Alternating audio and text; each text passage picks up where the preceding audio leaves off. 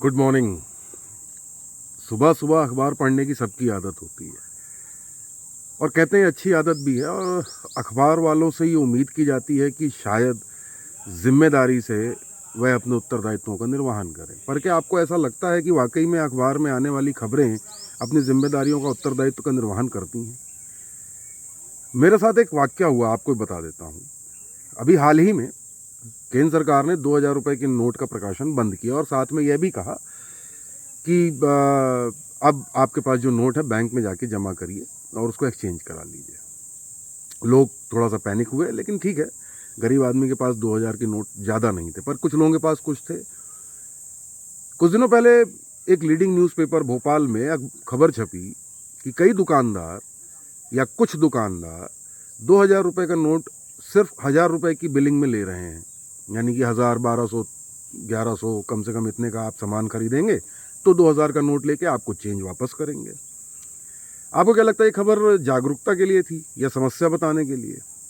मुझे ऐसा लगता है कि ये समस्या बताने के लिए थी कि दुकानदार ऐसा कर रहे हैं। पर इसका दुष्प्रभाव क्या हुआ, मैं बताता हूँ।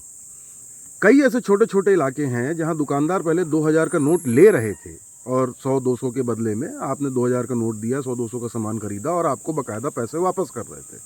लेकिन जिस दिन से दुकानदारों ने ये खबर पढ़ी, उसी दिन से कई दूरस्थ इलाकों के दुकानदार अब यही अखबार दिखा के कहने लगे कि देखिए साहब, 2000 रुपये के नोट में कम से कम 800-1000 रुपये का सामान खरीदेंगे तो हम छुट्टा करके देंगे।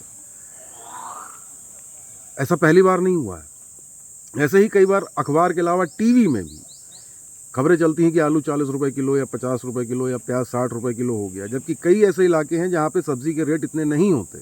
पर जैसे ही मीडिया में खबर आती है, वो छोटे दुकानदार दूरस्थ इलाकों में रेट अपने बढ़ा देते हैं। कहते साहब देखिए, अखबार में छपा है 60 रुपये किलो बिक रहा है, जबकि वहाँ का रेट 30 ही रुपये था। पर अखबार में पढ़ते साथ ही या टीवी में आते साथ ही उन दुकानदारों ने भी अपने रेट बढ़ा दिए जिनकी लागत इतनी नहीं थी। हो सकता है कुछ दुकानदारों की लागत हो, कुछ क्षेत्र में लागत ज़्यादा हो तो उनके रेट ज़्यादा हों, लेकिन सब जगह ऐसा लागू नहीं होता। तो अब आप बताइए कि मीडिया में छपी इस प्रकार की खबरें क्या आपके मदद के लिए हैं या ये आपके लिए समस्या पैदा करती हैं? मेरा ऐसा मानना है कि मैं खुद बतौर पत्रकार इस तरह की खबरें करने से हमेशा बचता रहा हूँ। यदि 2 लोग प्रभावित हुए हैं और यदि उसको मैं प्रकाशित करता हूँ और उसके बाद प्रभावितों की संख्या 2000 हो जाती है, तो मुझे लगता है कि इस तरह की खबरों पर पुनर्विचार करने की आवश्यकता है।